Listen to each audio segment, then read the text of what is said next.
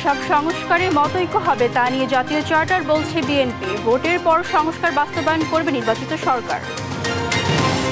এনসিপির গণতন্ত্র তৈরিতে নেই দৃশ্যমান অগ্রগতি, ছুটি শেষে শুরু হবে কার্যক্রম। 300 আসনের প্রস্তুতি নিচ্ছেন নেতারা। দেশে নিরাময় অযোগ্য রোগে আক্রান্ত 10 লাখ মানুষের কষ্ট লাঘবে দরকার প্যালিয়েটিভ সেবা, সরকারি বেড মাত্র 37টি। ঈদের শোকে কাতর জুলাই আন্দোলনে নোয়াখালীর শহীদ রায়হানের মা বাবা, হাতড়ে বেড়ান ছেলের স্মৃতি, খুনিদের দ্রুত বিচার দাবি। মানিকগঞ্জের ভাসমান বেদে পরিবারগুলো ঈদ আনন্দ থেকে বঞ্চিত, ভোটার হলেও মেলে না নাগরিক সুবিধা, দিন কাটে অতি কষ্টে।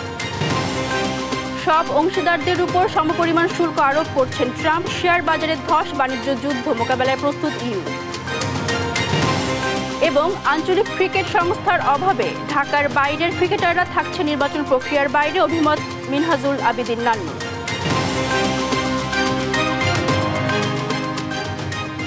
দর্শক শুভ সকাল, দেখছিলেন সংবাদ শিরোনামগুলো। সংবাদ সকালে আপনাদের সাথে আছি মারজানা শক্তি। এবার বিস্তারিত খবর। আওয়ামী কোনো রাজনৈতিক দলের নয়, তারা বাংলাদেশের প্রতিটি মানুষের শত্রু, এমন মন্তব্য করেছেন তথ্য ও সম্প্রচার উপদেষ্টা মাহফুজ আলম। মঙ্গলবার রাজধানীতে গুম পরিবারগুলোর সঙ্গে ঈদ শুভেচ্ছা বিনিময়কালে তিনি আরও বলেন, গুম ও খুন একটি রাজনৈতিক সিদ্ধান্ত ছিল, আর এ কাজে ব্যবহার করা হয়েছে পুলিশ, র্যাব সহ আইন শৃঙ্খলা বাহিনীকে। তাইফুর রহমান তুহিনের প্রতিবেদন। মঙ্গলবার দুপুরে রাজধানীর তেজগাঁয়ে মানবাধিকার সংস্থা মায়ের ডাকের অফিসে গুম ও খুনের শিকার পরিবারের সঙ্গে ঈদ শুভেচ্ছা বিনিময় করতে আসেন তথ্য ও সম্প্রচার উপদেষ্টা মাহফুজ আলম। এ সময় গুমের বিচার চেয়ে কান্নায় ভেঙে পড়েন পরিবারের সদস্যরা। কেন আমাদের বাবাদের এভাবে বছরের পর বছর গুম করে রাখা হইলো? কেন আমাদের বাবাদের অন্যায় কি ছিল? আজকে আমার আম্মা তার ছেলের চেহারাটা দেখবে এবং সে আশা বসে আছে। এই ইন্টারভিউ গভর্নমেন্টের কাছে করি আমরা, এখনো পর্যন্ত 12 বছরও বলেছি, এখনো বলেছি যে সন্ধানটা আমরা চাই। তথ্য ও সম্প্রচার উপদেষ্টা বলেন, গোটা দেশেই আয়নাঘরের অস্তিত্ব ছিল, অনেককে গুম করে ভারতে পাচার করে দেয়া হয়েছে। পুরো বাংলাদেশে আয়নাঘর ছিল, যারাই রাজনৈতিক বিরোধিতা করতেছে তাদেরকেই সন্ত্রাসী, জঙ্গি, অগ্নি সন্ত্রাসী আরো অনেক ট্যাগ দিয়ে তাদেরকে গুম করাটা, তাদের স্বজনদেরকে আতঙ্কগ্রস্ত রাখাটাকে একটা স্বাভাবিক করে তোলা হয়েছিল। আওয়ামী লীগের নেতাকর্মীরা ভারতে অবস্থান করছে উল্লেখ করে তিনি বলেন, শেখ হাসিনা এখনো ভারতে বসে চক্রান্ত করছে। এখনো হাসিনা ভারতে বসে ষড়যন্ত্র করার চেষ্টা করছে এবং ভারত খুবই আনফরচুনেটলি এই হাসিনা এবং তার যে সন্ত্রাসী বাহিনী ওদেরকে আশ্রয় দিচ্ছে। আওয়ামী লীগ কোনো রাজনৈতিক দল ছিল না, তারা ছিল মাফিয়া। তাদের কোনোদিন রাজনৈতিকভাবে দাঁড়াতে দেয়া হবে না বলেও জানান মাহফুজ আলম। এটা কোনো রাজনৈতিক দল না, এটা একটা মাফিয়া গোষ্ঠী ছিল, যে মাফিয়া গোষ্ঠীর প্রধান ছিল শেখ হাসিনা। তাইফুর রহমান তুহিন, দেশ টিভি, ঢাকা। সংস্কার নিয়ে যেসব প্রস্তাবনায় মতৈক্য হবে তা নিয়ে তৈরি হবে জাতীয় চার্টার। সেই চার্টার অনুযায়ী নির্বাচনের পর সংস্কার বাস্তবায়ন করবে নির্বাচিত সরকার। বর্তমান রাজনীতিতে এমন বোঝাপড়ায় চলছে বলে জানিয়েছেন বিএনপির মহাসচিব মির্জা ফখরুল ইসলাম আলমগীর। আর ফ্যাসিস্টের মতো অন্য কোনো শক্তি নতুন পন্থা বের করে ক্ষমতা দীর্ঘায়িত করার চেষ্টা করলে তা জনগণ প্রতিহত করবে বলে জানিয়েছেন স্থায়ী কমিটির সদস্য আমির খসরু মাহমুদ চৌধুরী। সাইফুর রিপনের প্রতিবেদনে বিস্তারিত। পবিত্র ঈদ উল ফিতর উপলক্ষে চট্টগ্রাম মহানগর বিএনপি ও অঙ্গ সংগঠনের নেতাকর্মীদের সাথে শুভেচ্ছা বিনিময় করেন বিএনপির স্থায়ী কমিটির সদস্য আমির খসরু মাহমুদ চৌধুরী। আমির খসরু বলেন, নির্বাচনী আনন্দমুখর পরিবেশের দিকে এগিয়ে যাচ্ছে দেশের মানুষ। দায়বদ্ধ থাকবে এমন সরকার গড়ার আকাঙ্ক্ষা জনগণের।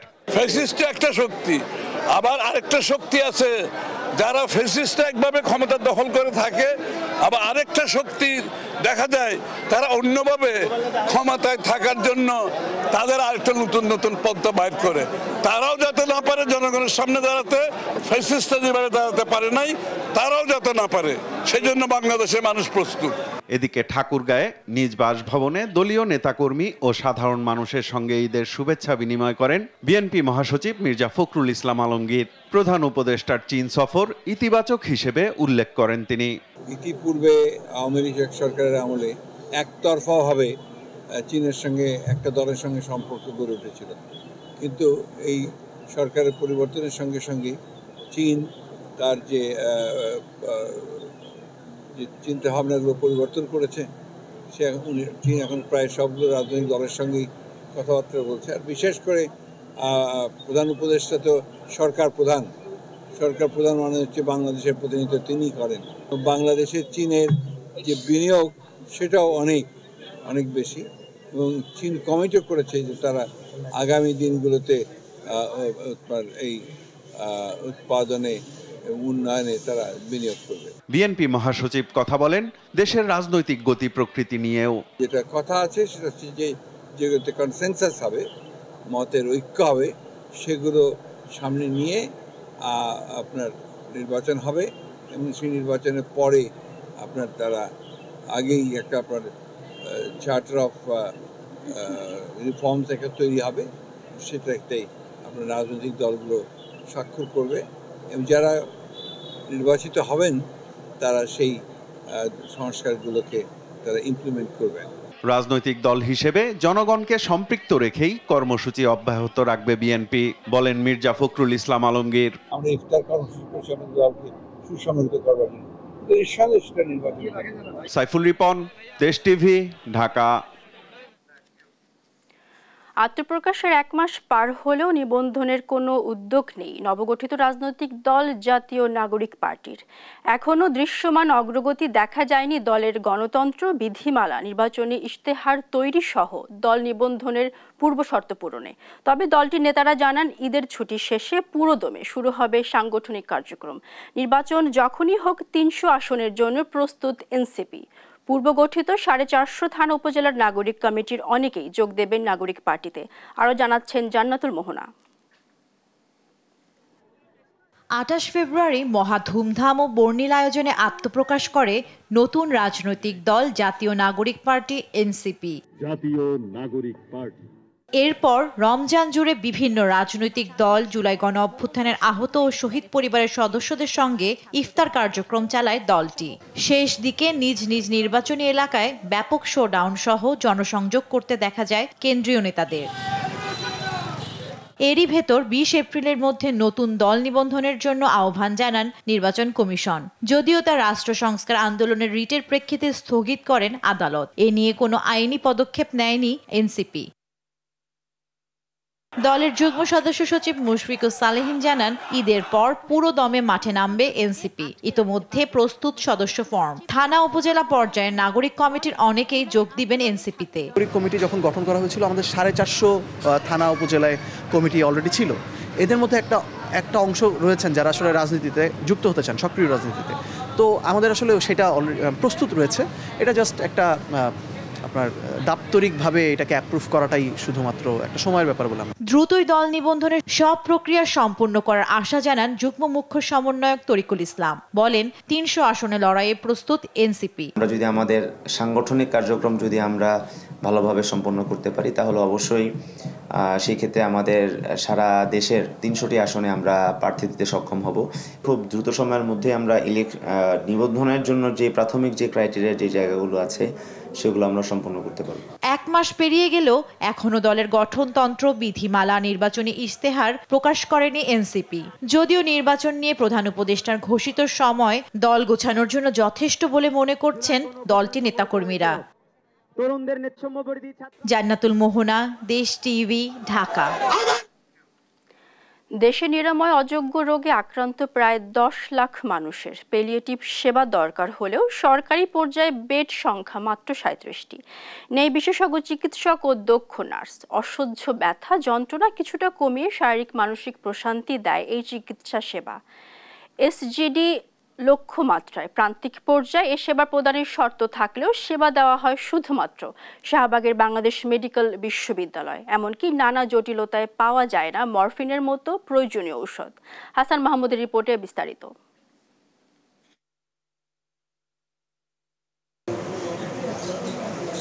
লালমাটিয়ার কবির আহমেদ ৩ বছর ধরে সংগ্রাম করছেন ক্যান্সারের সঙ্গে। চিকিৎসা নিয়েছেন ভারতেও। সুস্থতার কোনো লক্ষণ না থাকায় তীব্র ব্যথা কিছুটা কমাতে ভর্তি আছেন শাহবাগের বাংলাদেশ মেডিকেল বিশ্ববিদ্যালয়ের প্যালিয়েটিভ কেয়ার ইউনিটে। লক্ষ্য যন্ত্রণা কিছুটা কমানো। ডালটাতে প্রায় 1 বছর ধরে করার পরে খুব একটা ভালো রেজাল্ট পাইনি, তারপর বাসায় নিয়ে গেছে, পরামর্শ এখানে নিয়ে আসছি। একইভাবে এই ইউনিটে ভর্তি অধিকাংশ রোগীর অবস্থায় সংকটাপন্ন। কিছুটা ব্যথা লাঘবের জন্য স্বজনরা তাদের এখানে এনেছেন। টিপ লাগাইছি, পানি বাইরে মানে শ্বাসকষ্ট কম হয়, মানে রোগীর কষ্ট কমায় আর কি, শান্তি পায়। এখানে একবার অপারেশন করছে, এরপরে আবার সমস্যা দিছে 5-6 মাস পরে, আবার ফ্যাট ফুলে গেছে, আবার আনছে, পানি বাইর করছে। জীবনের শেষ মুহূর্তে রোগীদের শারীরিক ব্যথা কমিয়ে আত্মিক প্রশান্তি দিতে চেষ্টা থাকে এখানকার চিকিৎসকদের। আমাদের সেই চেষ্টাটাই থাকে যে রোগী আমরা ভালো করতে পারছি না, তবে তাদের যেন কষ্ট কম হয় সেরকম সিমটোমেটিক ম্যানেজমেন্ট বা আমরা যেটাকে বলি কনজারভেটিভ ম্যানেজমেন্ট, সেটা কিছু ওষুধের মাধ্যমে হোক আর ইঞ্জেকশনের মাধ্যমে হোক, তাদের কষ্টটা কমানো হচ্ছে আমাদের প্রধান উদ্দেশ্য থাকে। দেশে ক্যান্সার, কিডনি বিকলের মতো রোগে আক্রান্ত কমপক্ষে 10 লাখ মানুষের দরকার এ সেবা। জাতিসংঘের এসডিজি লক্ষ্যমাত্রায় প্রান্তিক পর্যায়ে প্যালিয়েটিভ সেবা নিশ্চিতের শর্ত থাকলেও দেশে কোনো উদ্যোগ নেই সরকারি পর্যায়ে। প্যালিয়েটিভ কেয়ারের একটা নীতিমালা স্বাস্থ্য অধিদপ্তর থেকে তৈরি হওয়ার প্রয়োজন, যে আমরা কিভাবে palliative end of life care service দেওয়ার জন্য বিদেশে সব দেশেই একটা নীতিমালা আছে, তা আমাদের দেশে এখনো নীতিমালা প্রণয়ন করা হয়নি। প্যালিয়েটিভ কেয়ার যে সবার দায়িত্ব, সমস্ত স্বাস্থ্যসেবা প্রতিষ্ঠানে এটাকে ইন্টিগ্রেটেড করা দরকার। উন্নত বিশ্বে স্পিরিচুয়াল মেডিসিন বিষয়ে গবেষণা হচ্ছে এমন রোগীদের প্রশান্তি দিতে, তবে বাংলাদেশে এই বিষয়ে প্রাথমিক কোনো গবেষণাও নেই।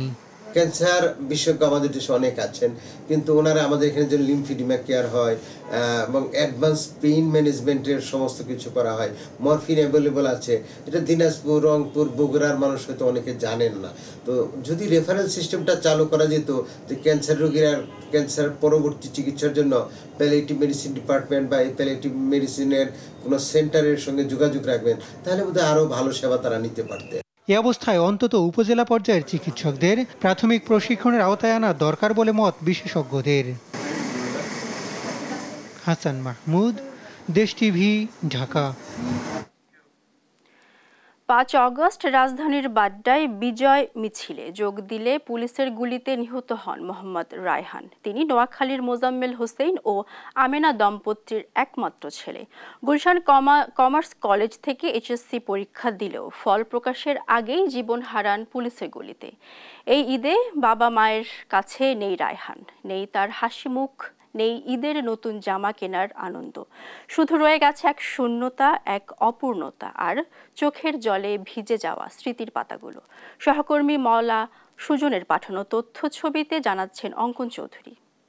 এখন তো নেই প্রথম ঈদ, রাহান ছাড়া ঈদ করতে হবে, আমার রাহান তো কবরে শুয়ে আছে।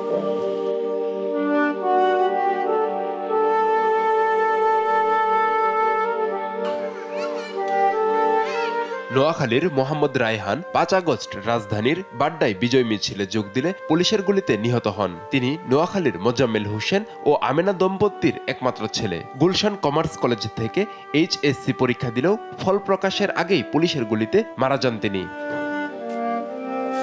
রায়হানের বাবা বাড্ডায় কেয়ারটেকারের কাজ করতেন আর মা নোয়াখালীতে থাকতেন। 6 আগস্ট জানাজা শেষে তাকে পারিবারিক কবরস্থানে দাফন করা হয়। পরিবার তার অকাল মৃত্যুতে শোকে ভেঙে পড়েছে। বিশেষ করে ছোট বোন স্মৃতিচারণ করে কাঁদছে। এই রমজানে আমার রাহান আর বেঁচে নেই, আমার বাবার কবরে শুয়েছে। তার বোনে কালকে বলছে, মা আমার ভাই ইফতার লইছে, ভাই আমার ইফতার এলে কত দুষ্টামি করছে। ভাইয়ের 27 মসজিদের পাঞ্জাবি গিয়ে দিই, মসজিদে যান বাইরে বোনের ভাই বই নাই পাঞ্জাবি গিয়ে দিছে, আমার পাঞ্জাবি ভালো লাগছে না। এখানটা ভাই বোন কত দুষ্টামি গেছে। রায়হানের পরিবারের জন্য এবারের ঈদ কেবল অশ্রু আর স্মৃতির ভার। অপরাধীদের দ্রুত বিচারের আওতায় দেখতে চায় রায়হানের পরিবার। নিউজ ডেস্ক, দেশ টিভি। মানিকগঞ্জে বসবাসরত ভাসমান বেদে পরিবারগুলো ঈদের আনন্দ থেকে বঞ্চিত। সমাজের মূল স্রোতে যুক্ত হতে না পারায় তারা ক্রমশ সংকটে পড়ছে। ভোটার হওয়া সত্ত্বেও নাগরিক সুবিধা পাচ্ছে না। বর্তমানে অতি কষ্টে দিন কাটাচ্ছে এসব পরিবার। সহকর্মী আব্দুল আলিমের পাঠানো তথ্য ছবিতে আরও জানাচ্ছেন অঙ্কন চৌধুরী। এক সময় মাথায় ঝুড়ি আর কাঁধে ব্যাগ নিয়ে বিভিন্ন গ্রামে গ্রামে ঘুরে বেড়ানো বেদেদের দেখা মেলে না আর আগের মতো। চুরি ফিতা, তাবিজ বিক্রি কিংবা সাপের খেলা দেখিয়ে জীবিকা নির্বাহ করা এসব মানুষ এখন কঠিন বাস্তবতার মুখোমুখি। কাজের সুযোগ সীমিত হয়, আর্থিক সংকটে ভুগছেন তারা। ঈদ তাদের জন্য বয়ে আনেনি কোনো ধরনের খুশির বার্তা। না, ঈদ পয়লা বৈশাখে আমাদের ওখানে আনন্দ হয় না, কারণ আমাদের ইনকাম নাই, তো তার জন্য কোনো আনন্দ নাই। এই যে গ্রামে টিরামে যায় যা পায় পেটেই খেতে পারি না, ঈদের মধ্যে আমরা কি দেবো? যদি সরকার একটু আমাদের জন্য একটু দেখে একটু আমাদের দিক, তাহলে আমরা মনে করি কিছু সাহায্য করে তো আমরা ইত্যাদি একটু শান্তি বাজে করতে পারি। আর রুজি নাই, আমাদের ব্যবসা বাণিজ্য নাই, আমরা জামা কাপড় বাচ্চাদের দিতে পারি না, পেটেই খাতে পারি না। জেলা সমাজসেবা কার্যালয়ের তথ্য মতে মানিকগঞ্জে ৭ উপজেলায় প্রায় ৫০০ ভাসমান বেদে পরিবার রয়েছে। ২০১৯-২০ অর্থ বছরে তাদের জন্য একটি অনুদান প্রকল্প চালু ছিল, যা বর্তমানে বন্ধ রয়েছে। বেদে পরিবারগুলোকে সরকারিভাবে সহযোগিতা করার আহ্বান সুজনের। আমি মনে করি যে ঈদ বা বিভিন্ন পূজা পার্বণে তাদের জন্য সরকারের বিভিন্ন ধরনের ব্যবস্থা থাকা দরকার এবং তাদের প্রতি আমাদের মানবিক হওয়া দরকার। আশা করব সদস্য সরকার বা আমাদের জেলা প্রশাসন বা অন্যান্য যে সংস্থাগুলো আছে তারা তাদের ব্যাপারে অনেক আন্তরিক হবে।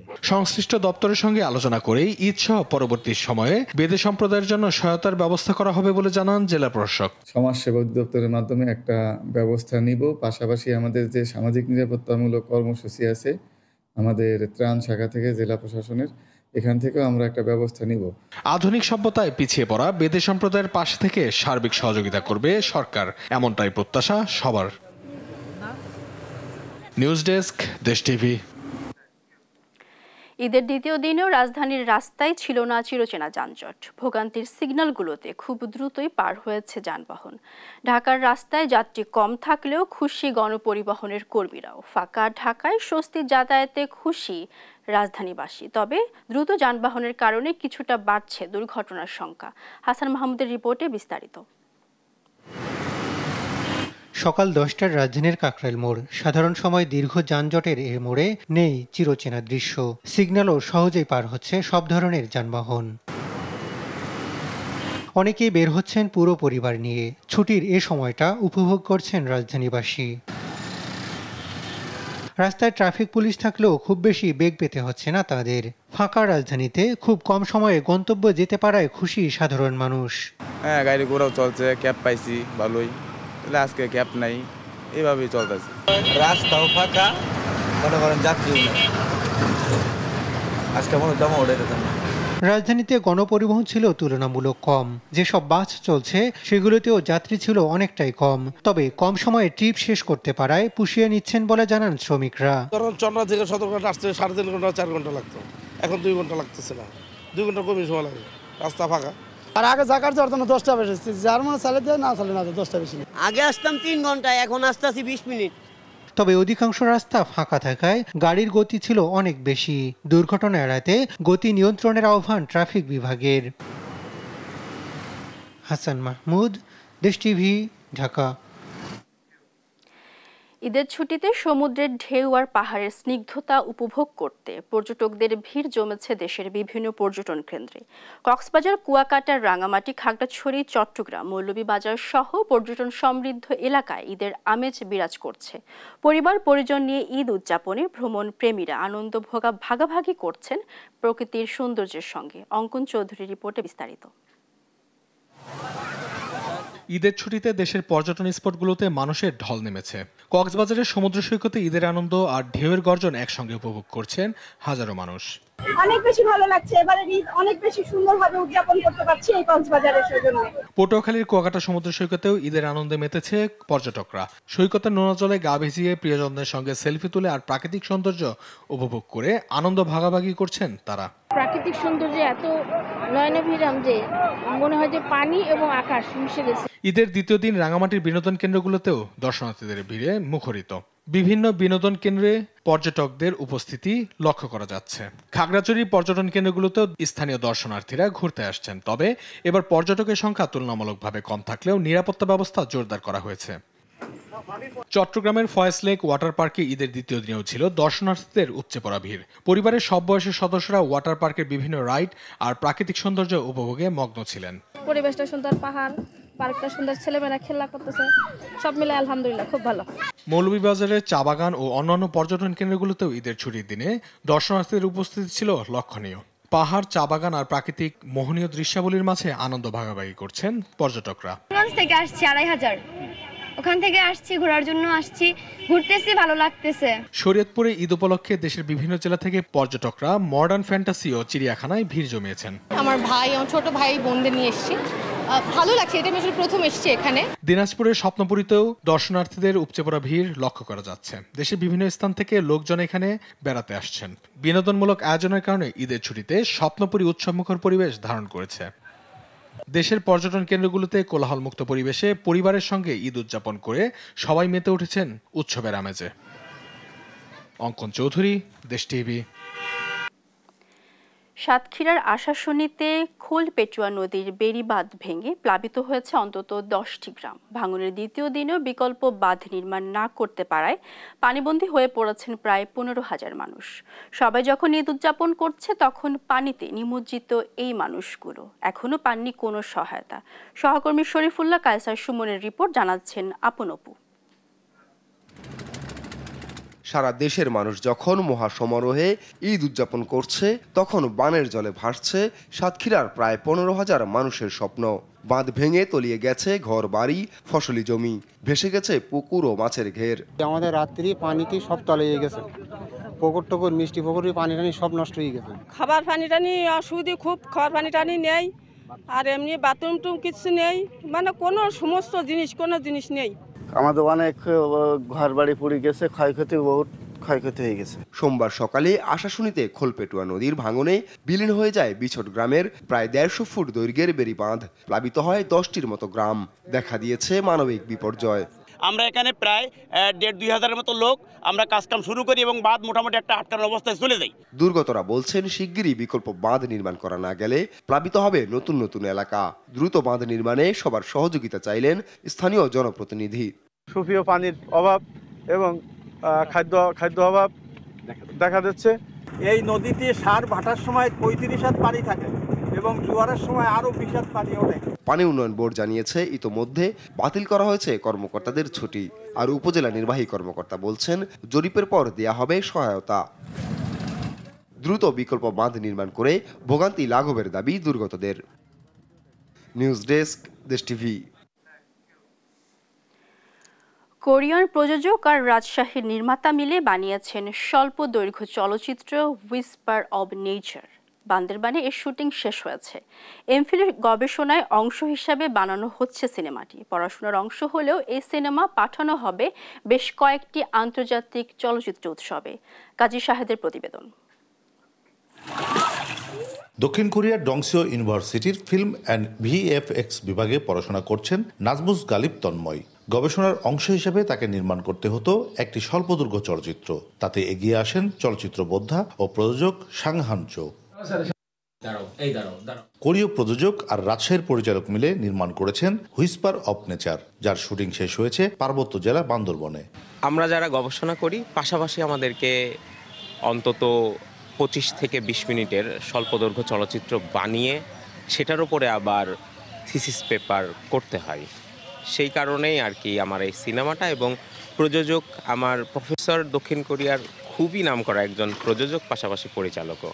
গবেষণার অংশ হলেও হুইসপার অব নেচার যাবে বেশ কয়েকটি আন্তর্জাতিক চলচ্চিত্র উৎসবে, যার গল্পে স্থান পেয়েছে একজন খেই হারিয়ে ফেলা কিশোরের প্রকৃতির কাছে ফিরে আসা।